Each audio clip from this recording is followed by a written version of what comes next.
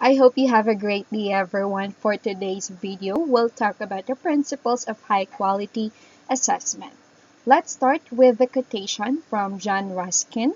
According to him, quality is never an accident. It is always the result of intelligent effort.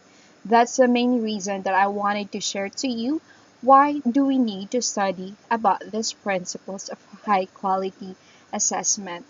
Since if you really wanted to be a teacher, the best or the most productive thing na pwede nating gawin ay ang pagkakaroon ng isang magandang assessment like exams or activities to check if our students learn something from us.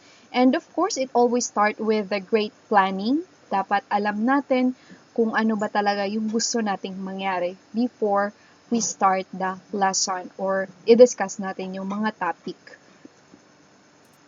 And I really wanted to raise this concern or yung issue ngayon. During this pandemic, we face a lot of problems or mga issues, lalong-lalo na sa education department. And in the future, kasi guys, we'll learn from this issue. Di naman pwede na magbulag-bulagan lang tayo, di ba? You as future teachers need to be aware of this. I hope na narinig nyo to sa balita para someday it will never happen and will able to identify kung sumusunod ba tayo sa mga principles ng assessment. Like for this one, sobrang daming issues kasi hindi nila ginawa yung principles or against dun sa mga principles yung mga specific na nangyari. Example dito is yung body shame for Angel Luxin, diba? I know you learned from it na nagkaroon lang sa example sa module, but it caused a lot of troubles kung sino mo yung gumawa ng module na yun or kung sino ba yung teacher na yun. Kasi we are living in this highly or in this globally competitive world na halos yung technology is sobrang bilis lang. Isang pagkakamali lang, take a picture in it and upload it on Facebook or any social media accounts. Kaya since magiging future kayo, I hope that it will never happen. But if in case it will happen in the future, I hope that we still learn something from it. And another thing is yung mga DepEd module, discouraging protests. There are things na akala natin ay tama kasi diba, there are still positive tsaka negative effect about pagprotesta niya naman sa government. But doing that, there are still people na who believe na dapat kakaroon ng protesta, di ba? But then, yung sa DepEd, discourage nila. But because for others, it's important. Kasi may mga rights din yung mga tao na kailangan natin ipaglaban. So, we cannot blame them about it. And another thing, you know what? Time really changed so fast. Kasi, before, may issue din ngayon, di ba? Yung pag farmer ka or mahirap ka, tagpi-tagpi yung damit mo or yung sira-sira na. When I was still in, during my elementary days, by the way, laging ganun yun eh. Yung concept, pag mahirap or kukulayan mo dito kung saan yung mahirap or kung saan yung mayaman. Laging ganun yung mindset. Or parang wala namang reklamo kami dati. Wala kaming pakialam or whatsoever. But nowadays, people are really sensitive. Yung tipong lahat ng pagkakamali ay makikita nila. And it's a good thing din naman kasi ngayon na-realize ko, no, pangit nga naman talaga yung tinanim na idea about what a farmer is. Laman ba, pag farmer, sobrang hirap ba talaga or ganun yung suot mo? Kasi my parents are also farmers eh. And parang ganun yung mindset nga. But, totoo naman talaga hindi ganon lang yung mga farmers. They have their own maayos din naman na damit, di ba? So, let's remove that stigma or remove natin yung idea na yan. So, let's talk about it kung anong principle na against yan. And another thing, guys, is we have to be prepared enough. Yun sabi nga ni Ruskin kanina, ang pinakamaganda talaga na way to have a quality assessment or to have an intelligent effort. And of course, effort or the things we are trying to do should start with the planning naman talaga. And we have here the principles of assessment that we'll talk about or we'll be focusing on. Ito yung pinaka-focus natin. It's based from the reference. I got it from olgaassessmentblogspot.com. I know some of you might add some principles of quality assessment. You can tell me or share it with the class, or you can comment it in our Google Classroom so that we'll talk about it. And I would really appreciate your cooperation for this. I'll start with, so there are 9 principles guys na dapat na rin tandaan or we need to understand and comprehend about. The first one is the clarity of learning targets. Course planning is always the first process or first stage.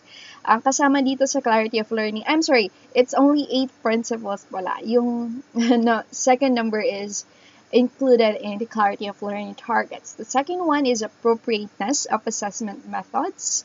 Let's check what would be the best method or ano mas effective method. In the validity of the assessment, we always talk about this even in the discussion we had before. And then the reliability, the fairness, positive consequences, the practicality and efficiency, and lastly yung ethics. Most of the time issue ngayon talaga sa modules ng DepEd is yung mga ethics na doon nagkakaproblema. So let's try to find out kung ano ba talaga yung kailangan gawin at para maiwasan natin yung mga ganung issues in the future. The first principle is for you to have a clarity of learning targets. Now, what does it mean with learning targets? Or anong pwede natin gawin to clarify it?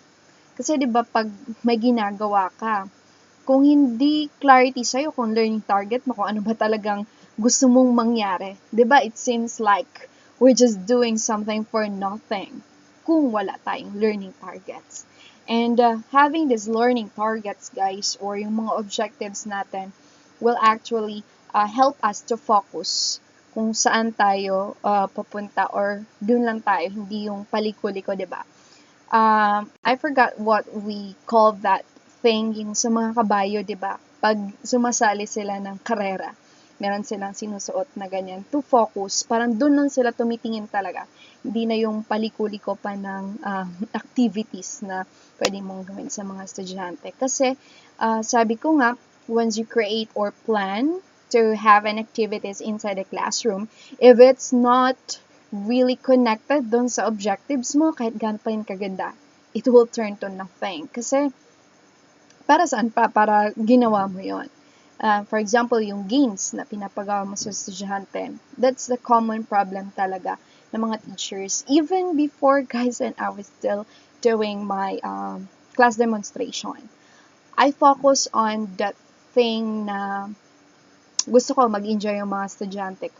They have to learn something while enjoying something. So, yung mga games na binibigay ko, they really enjoy it a lot. But upon reflecting on it, I realized na that type of game is not really connected to my learning objectives. So that's the biggest mistake that I did during my first months or days of teaching. But you learn a lot from it. I hope that you learn to na next time, ganun din talaga yung gagawin niyo. It always start with the clarity kung ano yung learning target. And we have to focus on it, because this assessment can be made precise, accurate, and dependable only if what are to be achieved are clearly stated and visible. And the learning targets involving knowledge, reasoning skills, products, and effects need to be stated in behavioral terms, which denote something which can be observed through the behavior of students. I would really love to emphasize din dito, guys, or share with you na minsan, diba, I do love yung sa mga private schools kasi they have this type of book na binibili talaga para sa mga bata, and that books are really so good kasi sa publishing house sobrang daming niyan, may editor, may writer, tas ilang process pa yan bago nila ma-publish ng isang publishing house. And I do love it kasi madali lang sa mga teacher. No need for them to overthink kung ano ba talaga yung best na learning target or ano naman yung mga activities na pwedeng gamitin na yon. That book na binibili talaga ng mga estudyante or we use as a teachers are so great kasi andun na lahat eh. Yung lesson, mga activities, and then yung mga assessment na pwede mong gawin sa or bigay sa mga estudyante. However, I learned something from it too, na hindi lahat ng nasa learning target na binibigay sa mode or sa mga books or even sa ano guys, sa yung curriculum, sa K-12 curriculum kasi may sinusunod ka talaga, 'di ba? We have to be flexible enough. Kasi minsan hindi siya feasible or hindi pa talaga kaya ng bata. They are not still prepared enough. So we have to be flexible enough na mag-adjust tayo para magawa natin yung mga learning targets na yun. Should be something na kaya din ng bata. Kasi we studied a lot of theories, diba? Yung law of preparedness, law of exercise. So, halangan natin gawin din natin sa mga estudyante. And dito din guys sa clarity of learning targets and giving assessment, following the learning objectives too, we have this table of specification or we call it as TOS. Laging yung isa puso. Ano yung TOS na to? Kasi it's the first thing in terms of planning talaga. If you want to make sure that your objectives are clear enough or nasunod mo o nasunod mo yung mga topics na gusto mong i-focus. And the importance of specification or TOS is that it's often useful to organize the planning process of designing a test, which allows the teacher to determine the content of the test, and using TOS to organize the teacher's made test help to alleviate content validity problem because it helps the teacher to create a good balance in several areas. Good balance means alam natin kung saan talaga tayo magfo-focus sa exam. If we discuss this topic for a couple of days, we need to take lots of items from it. Kasi dun mo makikita talaga na maganda yung assessment or exam na pwede mong ibigay sa mga bata. Because high performance begins with clarity. If you are clear enough in what you are going to do, that means it helps a lot to produce a very good or quality assessment. Now, let's talk about more about this clarity of learning targets, guys. Saan ba talaga nagmula to? Dito tayo sa best friend natin or dapat talagang maging best friend natin. I see Benjamin Bloom. Si Benjamin Bloom, siya yung gumawa ng yung Bloom's taxonomy. It will serve as a guide for us to create a good quality assessment kasi dito sa quality of learning nga, diba? Sa planning. And I discussed it in the past discussion about learning, creating a learning or lesson plan or learning objectives. You can check it out if you want to review about it. And ito yung mga learning targets sa kanya. It was created on the year 1954. I would really love for us to really know about person more deeply is for us to know what are their perspectives or ano yung mga ideas nila or pinapaniwalaan nila. And let's talk about Benjamin Bloom kasi dapat talaga maging best friend nito siya. And kung bakit maganda talaga yung ginawa niyang Bloom's taxonomy. According to him, guys, education must be increasingly concerned about the fullest development of all the children and youth, and it will be the responsibility of the schools to seek learning conditions which will enable each individual to reach the highest level of learning possible. O, diba? Yun yung mindset niya talaga. Kaya pala, kung napapansin nyo, dun sa learning objectives ni Bloom, ay unti-unting nag-i-increase. We have here, nag-start siya sa knowledge, which is the lowest target. Tapos, sumunod yung comprehension, application, analysis, synthesis, tapos, finally, yung evaluation and reasoning. The reason of it is gusto niya na ma-reach talaga ng bata yung highest level of learning possible. It's somewhat like, there are lots of instances, guys, na yung ang isang school, halimbawa, they produce students na sobrang tataas ng grades, yung uno lahat or 100%, 99, line of 9 lahat. Tapos biglang sa sa board examinations or sa mga even sa mga high school, 'di ba? Pag nagkakaroon national achievement test or sa elementary, bigla mo makita na bagsak sila sa mga ganong standard assessment or standard test. And the reason for it, sobrang daming factors na naka-apekto doon kung bakit ganon yung effect. Without knowing na we might not be thinking like Benjamin Bloom na gusto niya talaga to reach the highest level of learning possible. Kasi baka ang nangyayari, nagtuturo tayo and we focus more on the knowledge na nakukuha ng bata. We let them memorize such steps. Hanggang knowledge lang tayo. We don't even let them to comprehend something. And it's a great issue talaga ngayon, guys, nung education natin sa Pilipinas. If you learn something from it, na nung nagkaroon ng checking of understanding or sobrang baba ng Pilipinas or ng mga Filipino dun sa English na subject. Kaya kayo, since you are English majors, I really wanted you to be ready for this. And I hope na pag naging teacher na kayo, you consider not just on knowledge kayo, mag-stick kayo doon. Let the students let them enable to reach the highest level of learning possible.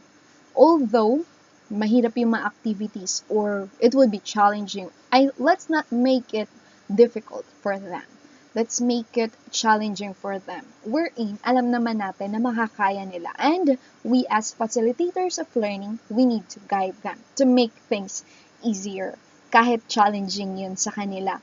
And yun nga, sobrang baba ng score ng mga Filipinos or dun sa mga estudyante ng elementary or even sa high school dahil bumabagsak sila or mababasa sa English kasi sobrang baba ng comprehension level ng mga estudyante na ngayon.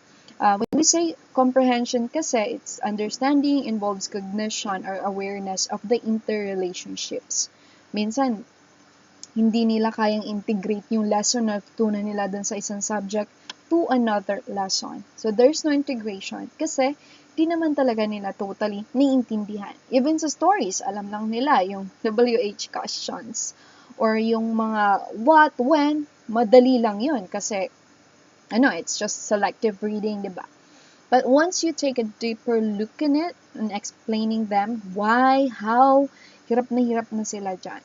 But ito din, I really wanted to share this with you about this comprehension. I have this type of, di ba sabi nila, pag grade 1 yung student, hindi daw natin sila tinatanong ng why and how. Kasi, hindi pa daw nila kaya yon. But I actually tried it with a couple of students when I was teaching in grade 1. And I was really surprised na, grabe, sometimes we might stick on that fact na kailangan knowledge-based lang or wag nating pahirapan yung estudyante without knowing na meron talagang mga gifted enough. And we need to really help them na maging attend nila yung highest possible learning. I asked them why and how question. Tapos, grabe, ang galing ng bata. I would love to share with you the video of that kid. Yung batang yon na WH question, grade 1 pa lang, grabe, ang bilis. Tapos, ang fluent niya pa dun sa English. Kasi I was teaching them yung sa English subject na yun. And that kid or pupil talaga is very good in answering the questions without, diba? We don't have to stick for something na, yung perception natin. Kasi may mga bata talaga na talented enough. And we need to help them to comprehend something para mas malawak yung mga sagot nila at makikita natin, tatalino pala ng batang to. Because we might be teaching them in a wrong way pag hindi natin alam talaga yung kakayahan ng mga estudyante. And next is the application. transfer of knowledge from one field of study to another, of concept to another concept in the same discipline. Ito yung application, ina-apply na nila kung ano yung mga tutunan nila. Hindi lang nila nako-connect or nare-relate with each other yung topics, but they were able to apply or natatransfer nila yung knowledge nila. And analysis naman, magkaiba to siya sa synthesis. It's two side of the coin, guys, yung dalawang yan. Pag analysis, breaking down of concept or idea na hinihiwalay. So pag ganun kapag nag-a-analyze ng bagay, diba? Hinihiwalay mo yung mga ideas mo. And then synthesis, to synthesize, it means, entails putting together. Pagsama-sama. And then evaluation and reasoning, valuing and judgment, or putting the worth of a concept of principle. Sobrang daming activities na pwede nating gawin when it comes to evaluating and reasoning, guys. Kaya pag nag-e-exam talaga ako, I do love providing situations to students to let them evaluate, tapos to give them the chance or to reason out para ma-justify yung kung ano yung pinapaniwalaan nila. Kasi that's the deepest na level eh. In that way, that's the highest na level na makikita ng teacher na, ay grabe, sobrang galing. Hindi lang niya alam yung concept na yon, but he was able to evaluate and reason out, provide reasoning for it. And I appreciate that most of you could easily do that. And we have here about the skills, competence, and abilities targets. Next, we have the cognitive, tapos ito naman is psychomotor, the skills, specific activities, or tasks that a student can proficiently do. Competences, this cluster of skills. And abilities, method of relate competencies categorized as, ito nga yun siya. So, let's talk about the skills muna and comprehension, competencies. Tapos yung products, outputs, and project targets. In a way na dapat alam nila, they will turn into an expert, skilled, tsaka novice na. It's a tangible and concrete evidence of the student's ability to need to clearly specify the level of workmanship of projects. But still, we need to be careful for this, talking about products, outputs, and project targets, guys. Kahit na high school yan, kung gusto talaga natin na effective yung assessment natin, pag project based, we need to see to it na ang bata ba talaga ang gumagawa ng project na yon. Kasi baka yung binibigyan natin ng grade ay hindi yung bata, kundi yung parents nila or kung sino man yung gumagawa ng mga project nila, di ba? Kasi paano mo measure nga naman yung learning ng bata doon or malalaman if they're expert, skilled, or novice enough to do such a thing if we don't even see it na kung sino yung totoong gumawa talaga. But for others naman, kasi 'di ba, nagkaroon nga tayo ng issue na wala daw assignment sa DepEd. Tapos sobrang dami ding nag-disagree about it. Kasi lalo na pag dito sa product based or project based yung ginagamit ng isang teacher, paano nga naman matatapos ng isang estudyante yon sa classroom, 'di ba? We don't have all the time this earth. Yung tipong, lalo na pag mahirap-hirap yung project based na pinapagawa natin. But in the end naman talaga para naman yung sa bata. If ever, in case na it happened, kung gusto mo talaga magpa-project based tapos hindi kaya sa classroom, you can let the students bring it in their house din naman. Gagawin nila yon. As long as you have to ask them some proof na sila yung gumawa. It could be through pictures or video na ginagawa nila yung activity or yung project na yon. That still count na makita mo yung kakayahan ng bata. And the second principle, guys, that we'll talk about is the appropriateness of assessment methods. We have here different methods that we could use, but let's talk about the written response instruments. Meron tayong objective test, essays, checklist, and dito muna tayo sa written response. The first one, objective test, appropriate for assessing the various level of hierarchy of educational objectives. Yung hierarchy lang, pagkasunod-sunod lang ng mga objectives na gusto mong makita.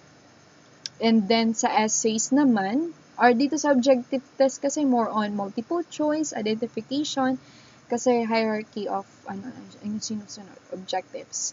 And sa essays, can test the student grasp of the higher level cognitive skills. That's the reason why it's always at the last part of the discussion, yung mga essay, or sa exams pala. Kasi para yun talaga yung pinakamahirap na i-assess natin. And even me, I do love talaga essays to check the understanding of the students. However, it's very, matrabaho din sa teacher to read it. But, it's something joyful naman din once you see or read, makita mo yung perception ng estudyante or they were able to apply or natatransfer yung knowledge nila, yung comprehension nila. And then, it's something na di mo man makikita na ginagawa na nila, but they already have that mindset na dapat ganito yung ginagawa. They are already applying it. And then, the checklist lists up several characteristics or activities presented to the subject of a study where they will analyze and place a mark opposite to the characteristics. Sometimes you can do this checklist, or you could even ask your students to do it with their classmates or within themselves. Yung i-check nila ang learning. I had this experience before. Ayun nga, maging clear din tayo sa objectives or gusto nating mangyari. We have to provide a clear direction sa mga estudyante. Kasi before, may mindset, elementary days, nagbigay yung checklist yung teacher. Ma'am, ganito, sabi ng teacher namin, okay, so yung project na gagawin nyo, yung sa drawing nyo, ay bibigay ako ng grade, tapos kayo din, i-grade nyo yung sarili nyo kung ilan yung score na pwede nyo ibigay sa self mo. Syempre, ikaw, di ba, having that mindset, tapos very competitive pa ako dati. And, syempre, I'll put perfect score, or check ko lahat ng points na dapat doon sa highest dapat, para perfect.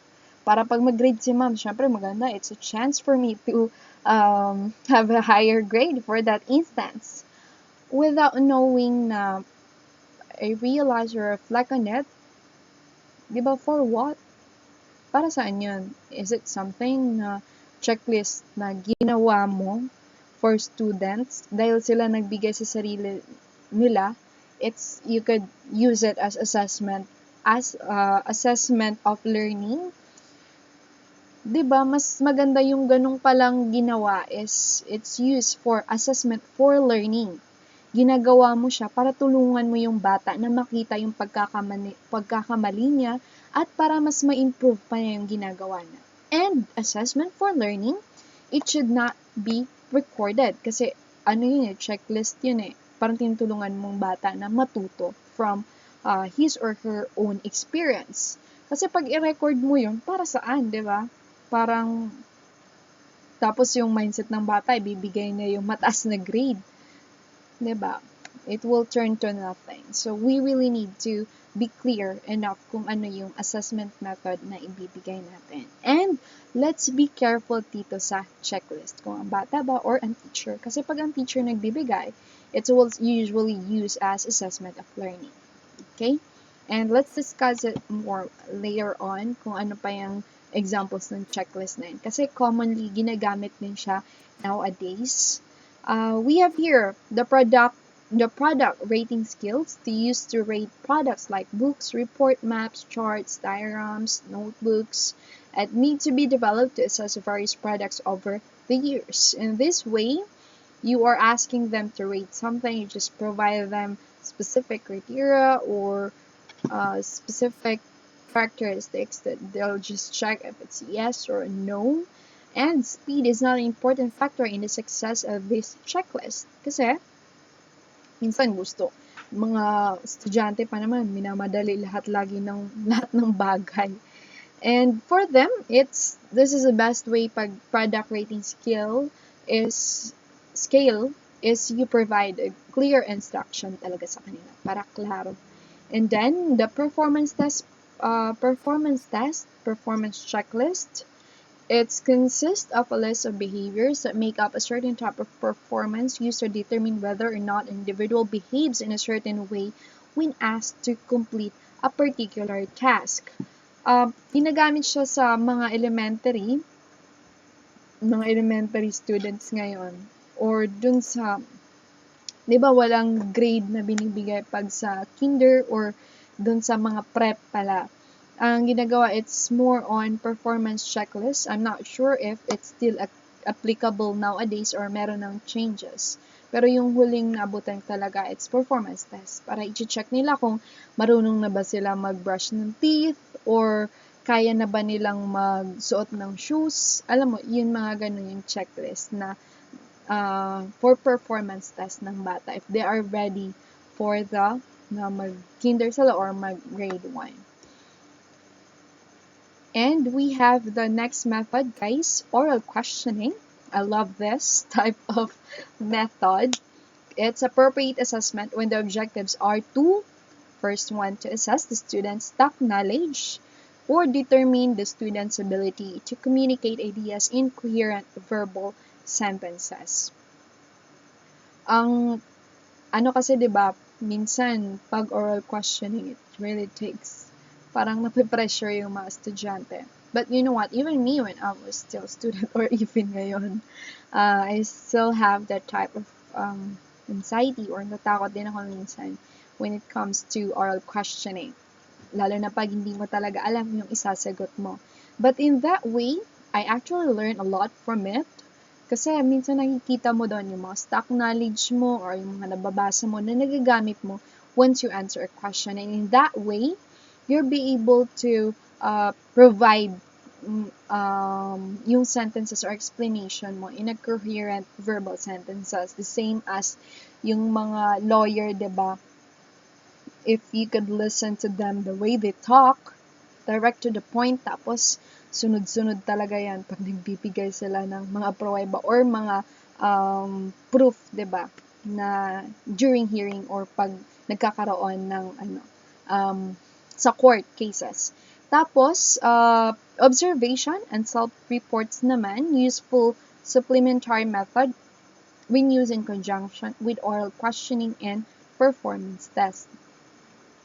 Ito, sometimes the students pag mga performance, lalo na pag sa mga oral recitation or pinapamemorize mo yung bata in front ng mga poems, and we could really use this, yung supplementary, napakahalaga nito, observation, guys, ng bata. And me, as I studied guidance and counseling, diba? In order for you to really guide the students kung tama yung ginagawa nila, ay ang pagkakaroon ng observation. We need to be observant enough if yung bata ba ay nakikinig during activity or pag sa assessment ba, is there something that's happening? Minsan may mga estudyante na ayaw nilang mag-perform. Ayaw nilang mag-memorize sa harap or mag-answer ng questions because they have this type of anxiety. Pag ganun ang nangyari, let's not pressure the students. Ipilit natin, dapat gawin mo to. Kasi instead of helping them, we might be the reason why they hate schooling or ayaw na nilang makinig sa'yo. And we need to see to it na ready ba yung bata or is there something happening? Bakit ayaw niyang gawin yung activity na to? Does it cause trauma or may yung bata negative experience about it? And it's time for us to do something. Kaya as much as possible, I would really recommend talaga doing performance or oral questioning to do observation to your students. Know about them para yung assessment na ibibigay mo ay clear enough. And dito sa din pala, I would address this concern. Ay, mamaya na lang pala madidiscuss ko to. And we have the next one about the properties of assessment methods. The properties of assessment methods, we have the validity, reliability, fairness, positive consequence, practicality, efficiency, ethics. That's actually the assessment cycle. Kaya pag-assessment, paikot lang yan. It's just a cycle. Define or redefine after mo magbigay ng learning objectives. You design. Next, implement mo yon. Once you implement it, you have to gather yung evidences, yung data or result ng test or assessment mo. Then, you have to analyze and evaluate then. Don't just stop on the gathering. So, minsan, diba, we gather or result na lang ng exam. Bibigay natin without letting them know kung ano ba talaga yung dapat na sagot or paano mo i-evaluate yung mga evidence ng learning outcomes mo. And then, identify the gaps. Kung merong pagkukulang ka as a teacher kung saan part na nalilito sila, then provide an example more about it and then make decisions. So, ano yung decision mo doon? Iuulit mo ba yung binigay mong assessment? Or you will think or create another one? Tapos, ito yung mga consideration or properties na dapat meron. But we'll talk more about it on the next activities. And we have the validity. What does it mean? Something valid is something fair. A valid test is one that measures what is supposed to measure. Yun yung validity. The types of validity, guys, we have the phase and the construct validity. And what do students think of the test? Phase, yung sa itsura pa lang, mahirap ba or madali? Ito pala, dati, bawa, ginawa ko sa LET. Ang unang ginawa before I answer these questions is for me to, titingnan ko yung phase validity ng exam. I checked it kung ilang items. Sana ginagawa nyo din yan. Check nyo kung ilang items yung mga questions. Tapos, after you see to it na makita mo, ay, madali lang. Or dito sa part na to mahirap. So, I have to make sure na mame-measure mo kung ilang time or minutes yung kailangan mo dun sa first page. Tapos, kung madali-dali lang siya, you can answer it for 5 minutes. Tapos, yung next naman, yung mga couple of minutes ay gagamitin mo dun sa other numbers na mahihirap. Kasi, that's one of my mistakes talaga nung nag-take ako ng board exam is, nagkulang ako sa time. So, I was not really able to answer well yung mga questions na nandun na banda sa dulo kasi kulang na sa time. Kaya I hope na next time na pag mag-e-exam kayo sa LET, dapat na-check niyo muna yung phase ng exam. If, what do you think of the test? Kasi it's a way for you para ma-measure mo kung ilang minutes. And maka-maximize mo pa yung time mo in answering the exam. Tapos pag construct naman, am I testing in the way I taught? Yung construct from so we have is the content, yung type of validity, tsaka criterion. Kasi ito yung minsan pumapalya tayo sa construct validity. Kung nakikita ng bata yung exam, tapos saan galing mga questions, hindi naman kasama sa lessons or sa mga modules na binigay. Mahirap na yun. And pag sa content, am I testing what I taught? Tapos sa criterion, how does this compare with the existing valid test? And tests can be made more valid by making them more subjective or open items. Kasi pag subjective type naman talaga, mas nakikita mo yung yung understanding ng estudyante mo, 'di ba? Kaysa sa more on knowledge or memorization. And however, dito it's somewhat like this is only for open items, guys, yung pagiging valid ng exam. There's no such thing as correct answer talaga. Kasi if it's subjective, it's more on opinionated. However, baka malito kayo. Pag sa mga research, guys, the pinaka-valid talaga or mas madali lang i-validate ng isang test is more on objective type. Bawa sa mga, di ba, we have quali and quanti type of research. Minsan mahirap i-explain talaga yung sa quali or ma-validate or dami pang process na gagawin. But if it's objective enough, mas madali lang siya i-validate.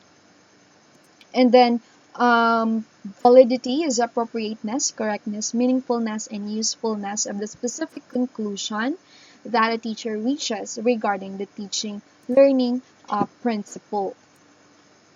We have here the content and format of the instrument, students' adequate experience. Kung experience pa talaga ng bata, more on doing that lesson, the coverage of sufficient material, and reflect the degree of emphasis. Dapat nagre-reflect daw tayo kung masasagot ba ng bata yung pinapagawa natin or hindi. The face validity, outward appearance of the test, the lowest form of test validity. Ito yung sinasabi ko sa inyo kanina. And it's the lowest form naman talaga para ma-validate. But it's not just to be used for you as a teacher, but you as a students or even yung mga estudyante. Maganda talaga na hindi man natin na-validate sa content, overall talaga. Pero before you take the examination, you do face validity. Kung kaya nyo bang sagutan or kung saan kayo mas mag-focus to or maximize yung time nyo. Sana ganun din kayo sa LET exam, guys. And the criterion, the test is judged against a specific criterion. And lastly, yung construct validity is the test is loaded on a construct or factor. The reliability, something reliable is something that works well and that you can trust. A reliable test is a consistent measure of what it is supposed to measure. Yun ha, consistent. Yung tipong bali-baliktarin mo may activities or yung mundo, ganun pa rin yung result niya. That's reliable. The questions that we can ask, and speaking of reliability, can we trust the results of the test? Would we get the same result if the test were taken again and scored by a different person? Let's check it here. Paano siya i-check? Since reliability is the extent to which an experiment, test, or any measuring procedure yields the same result on repeated trials. So, alamin natin kung ano na tong mga formula na to to be clear about it. We have here the reliability measure in aspects of the stability, the internal consistency, and the equivalence. Let's start with stability. It's done to ensure that same results are obtained when used consecutively for 2 or more items. Tapos, its retest method is used. So, iti-test mo, tapos mag-retest kung same pa rin yung result, then it's reliable. Then, we also have the internal consistency to ensure all subparts of instruments measures the same characteristics or homogeneity. Then, split half method. I love the split half method. Let's talk about it later. And then, equivalence used when two observed study a single phenomenon simultaneously and inter-rater reliability naman siya. Now, if we have the equivalency reliability, it is to extent to which two items measure identical items at an identical level of difficulty naman. It's determined by relating two sets of test scores to one another to highlight the degree of relationship or association. So, meron kang kino-compare na dalawang test items na yan. Pag sa equivalency, kung equivalent pa yung result dun sa first test, tsaka dun sa second na test. And stability reliability naman, sometimes called retest reliability, is the agreement of measuring instruments over time to determine yung stability and measure or test is repeated on the same subjects at the future date. Yun, nagkakaroon ng stability yung result ng bata. Kasi pag retest, diba, una, mag-test ka for this specific date. Tapos, there's a future date na binibigyan ng teacher to provide it again para ma-measure kung stable ba yung sagot nila or hindi. Kasi dito mo malalaman kung nanguhula lang ba yung bata or alam na alam talaga nila yung exam na ginawa mo. And that way, if the result is still the same, then your test is reliable. Then we have the eternal consistency. It's the extent to which tests or procedures assess the same characteristics, the skill or the quality. It is a measure of the precision between the observers or of the measuring instrument used in a study. Yan, sa internal pala, or yung pinaka-content. And inter-rater, the extent to which two or more individuals, coders, or raters agree. Inter-rater reliability addresses the consistency of the implementation of our rating system. So, kung yung rating system mo, or yung the way you rate is more on reliable, makikita talaga doon between the individuals na tinatawag nating coders or raters. Coders yung gumawa, and then yung raters yung magre-rate kung ano yung pinaka-score ng bata. And we have the reliability, consistency, dependability, stability, which can be estimated by. So, paano natin na-estimate yung pagiging reliable ng isang exam? Sabi ko kanina, we have the split half method. Tapos, it could be calculated using this formulas, Spearman-Brown prophecy formula, tapos Kuder-Richardson. So, we'll talk about it in the next discussions that we'll have. Dito, it's just an introduction about this type of formula. Tapos, pag consistency of test results when the same test is administered at two different time periods naman, ito yung sa test-retest method, and then correlating the two test results.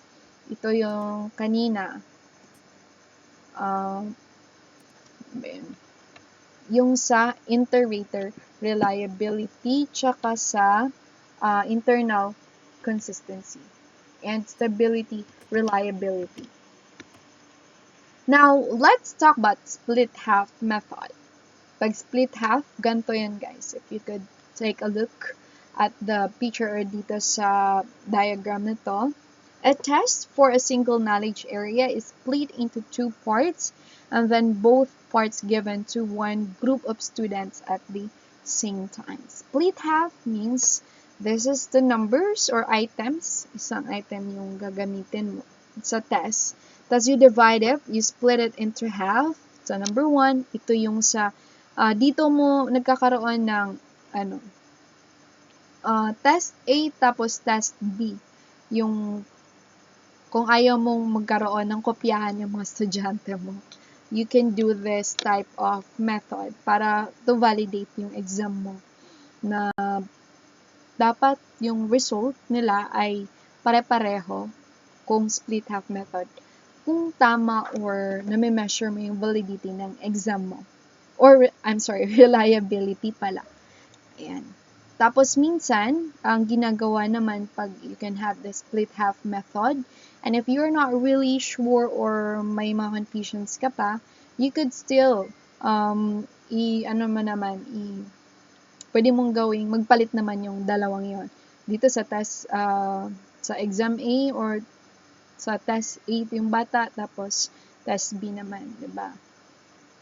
Para makita mo kung pareho ba yung result kahit pinalit mo na using this split half method. And then for fairness naman, this is the fifth principle.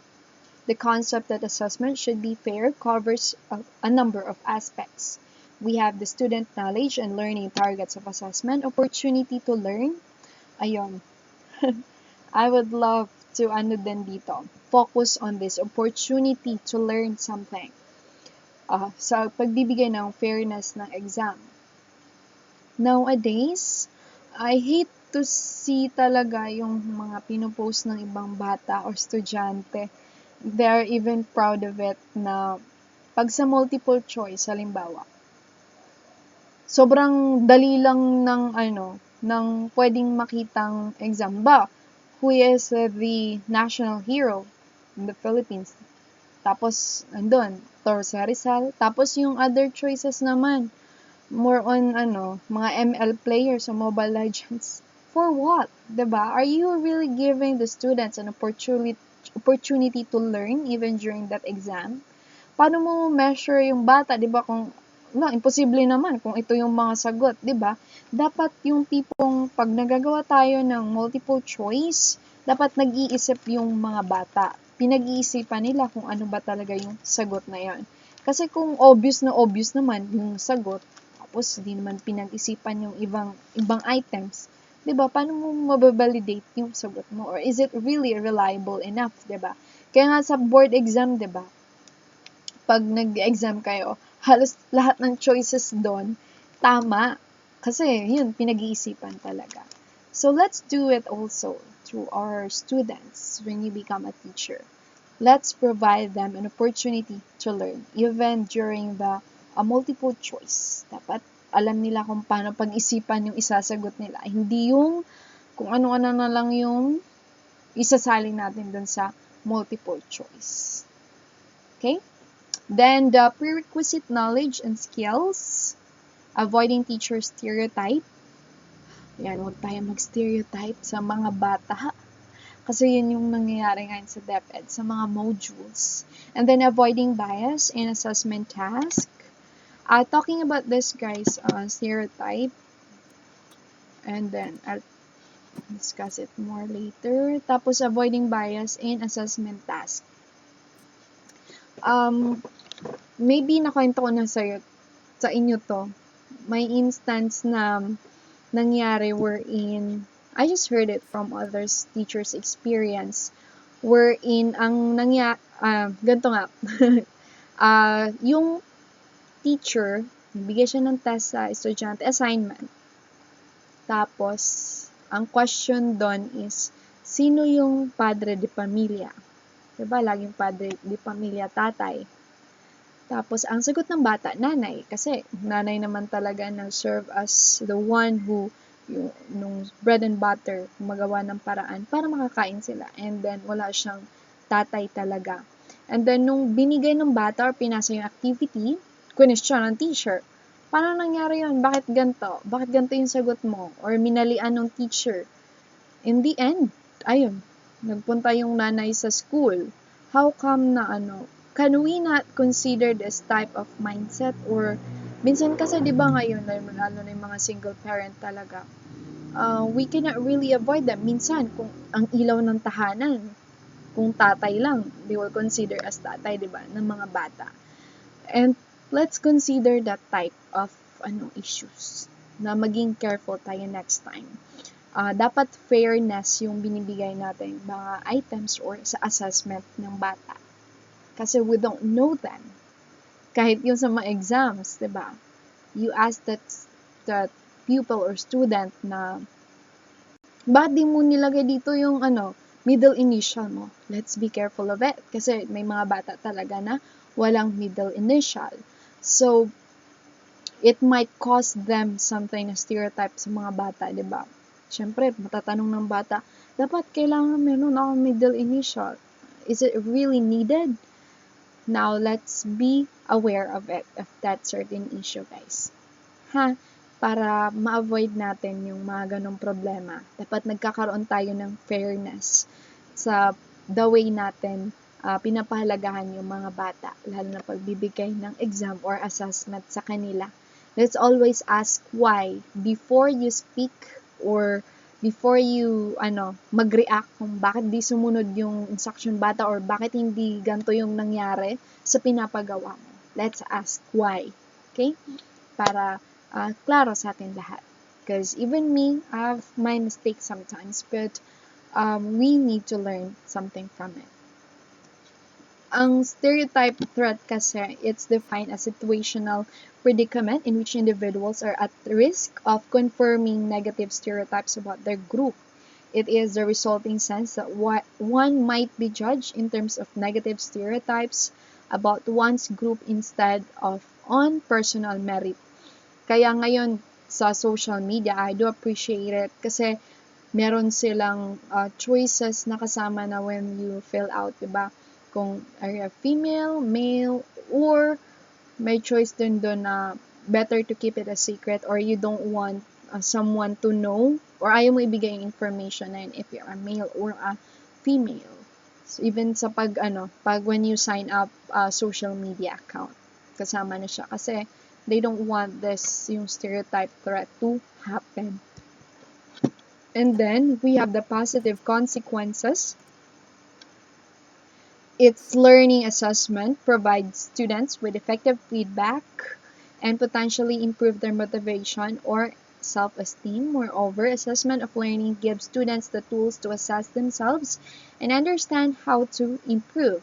Positive consequences in students, teachers, parents, and other stakeholders. So it's not for the students that will provide these positive consequences, but even teachers, all the stakeholders na kasama natin sa school. Dapat binibigyan talaga ng feedback ang ating mga bata to improve tsaka further self-esteem.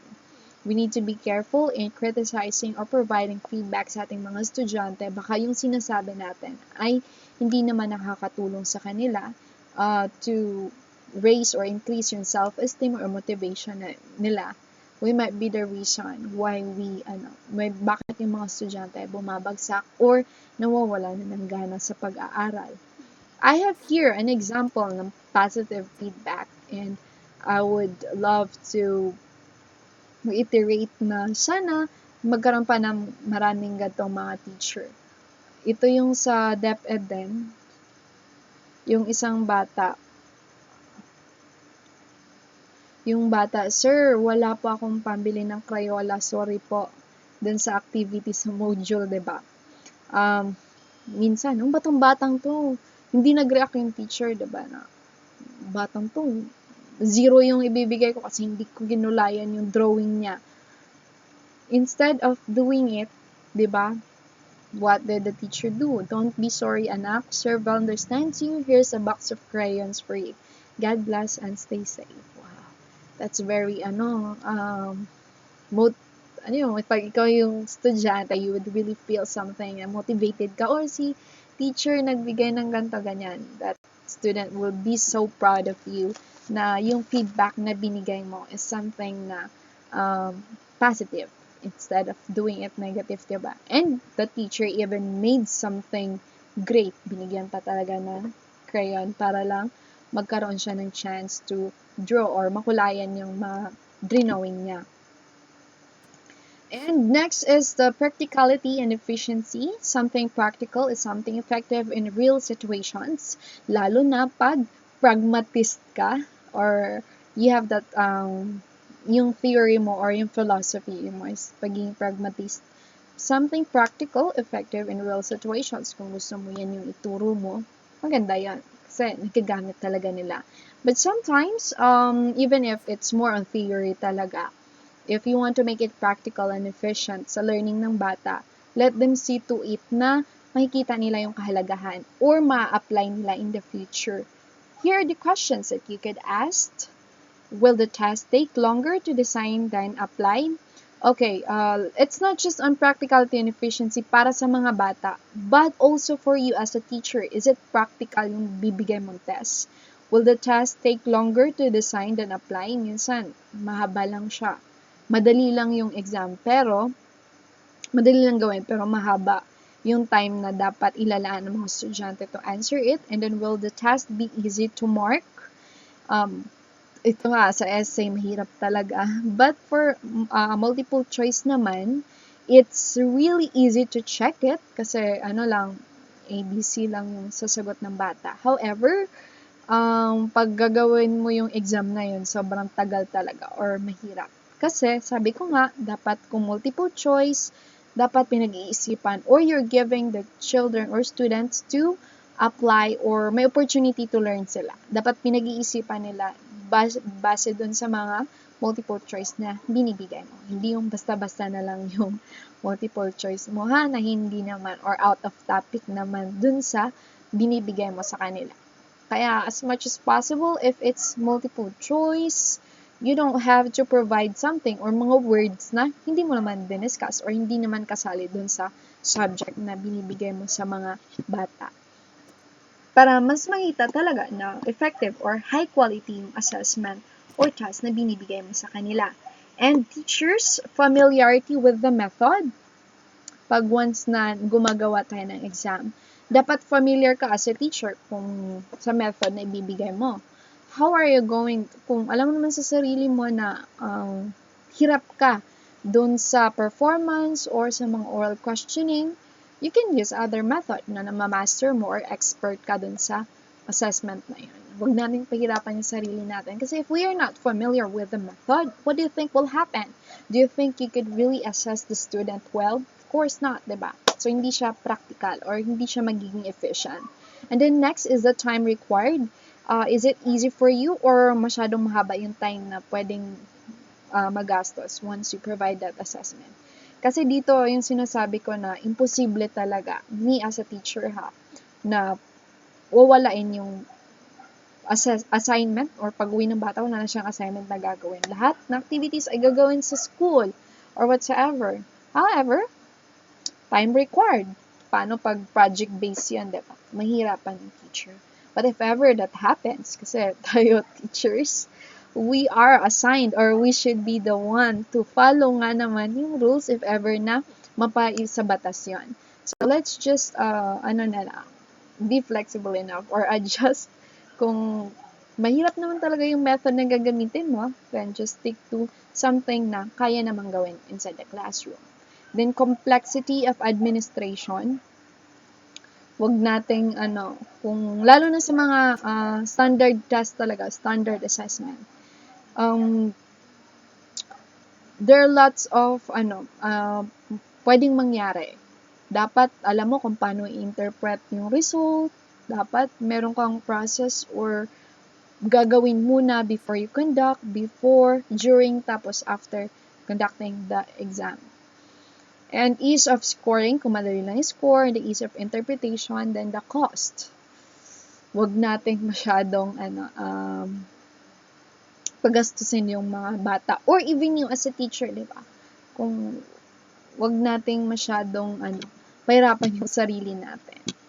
Kasi education, lalo na pag sa public school, at students are there kung ba't sila nag-aral doon kasi ayaw nilang gumastos kasi wala din silang perang pambayad. Okay?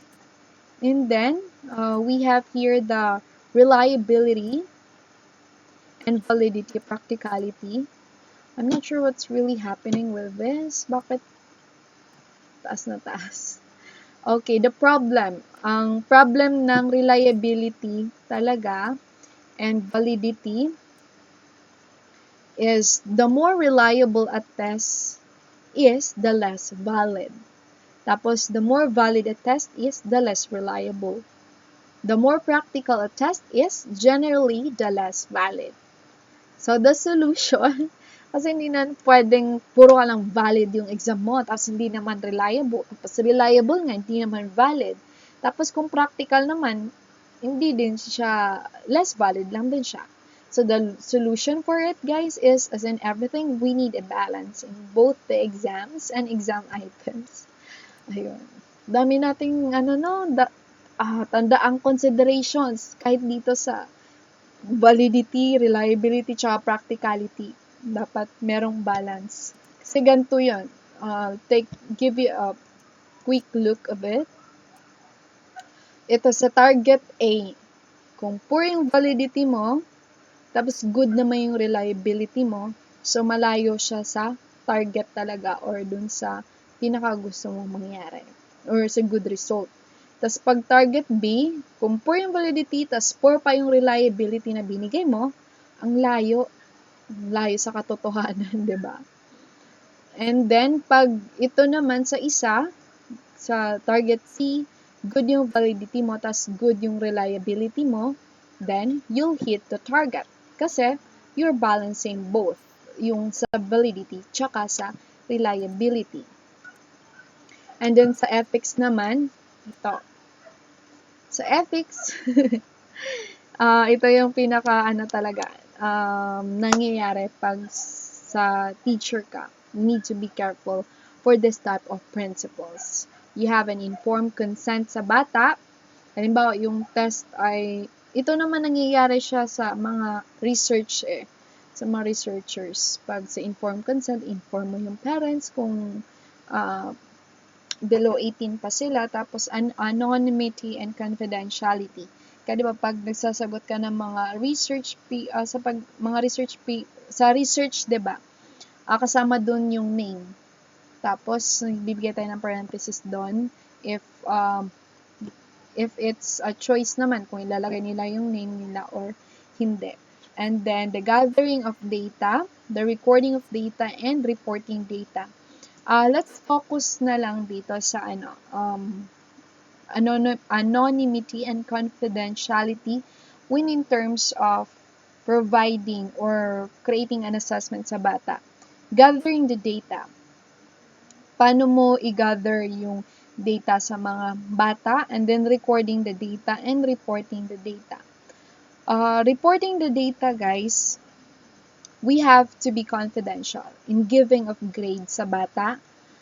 If it's, halimbawa, may isang teacher or may isang parent na nagreklamo, ma'am, bakit mataas yung grade nung isang batang to, nung kaklase ng anak ko, matalino naman siya, tapos yung isa hindi naman daw po yan nag-aaral ng maayos. Bakit po na mataas yung grade? Pwede pong makita yung grade niya to compare it. Of course, guys, be careful of it. May confidentiality yung grade ng bata. Kahit classmate pa niya yan, or magsabi yung bata, ma'am, sabi po ni ganito, ganyan kaklase ko, gusto niyo makita yung grade.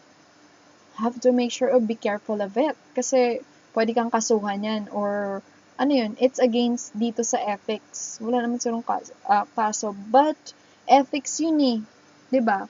Kung hindi naman inallowed ng bata na makita yon, it's a no.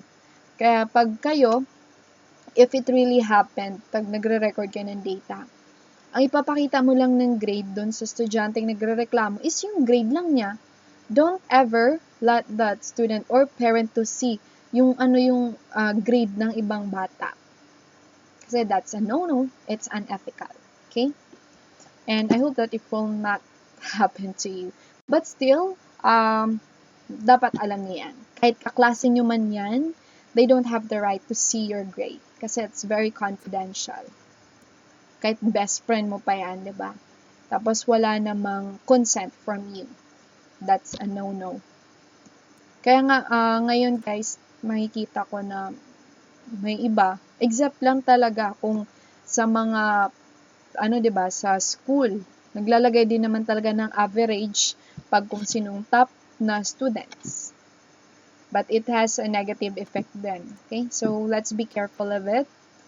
And we have the right and wrong ethics, guys, na in terms of assessment. First one is conforming to the standards of conduct of a given profession or group. Minsan, mas maganda yung nagpo-conform na tayo sa standards, lalo na sa K-12, kaysa yung gagawa tayo ng kung ano-ano na lang na pwedeng ibigay na hindi naman talaga sumusunod sa objectives na binibigay ng DepEd. However, kung sa iba naman, if they have this academic freedom sa college, it's okay. And then, ethical issues that may be raised, possible harm to the participants. Ayun, lagi kong inuulit yan sa past, sa later na, sa mga past na natin, slides, diba? Be careful na hindi na-harm yung mga estudyante natin once they answer that questions. Lalo na pag masyadong confidential, yung tanong na binigay mo, or dun sa exam, naku, marereklamo ka niyan. Okay? If asking what happened or whatsoever, lalo na pag sa mga essay, let's be careful of it, na hindi sila na sasaktan or make it more confidential. Tapos yung presence of concealment of deception and temptation to assess the student. Sometimes, kaya diba sa mga national achievement test, ang pinapabantay talaga sa mga bata is other teachers from other schools. Kasi para kung during that exam, nagiging valid pa rin yung result ng exam kasi or test. So pag minsan 'di ba pag mga bata tatanong sila tapos without knowing na assisting the students, that might lead them na nasasagot nila yung question. Tapos Imbis na tulungan natin silang matuto, tinutulungan patuloy natin sila na maging dependent too much from us, na wala na silang matutunan or they will not do an effort to learn something. Okay? So that's all, guys, about the principles of high quality assessment. I hope that once you become a teachers, you need to be very careful and remember these principles by heart so that you would create a good or high quality assessment in the future for your students. And if you want to learn more about it, here are the references that where I get these articles or yung mga ano na to, ideas. We have your article library, statistic teacher-made test. So kasama lang din siya, connected lang to sa teacher-made test na binigay ko sa inyo the last time. Thank you so much, guys. I hope that you understand something or get something from this topic. God bless. Thank you.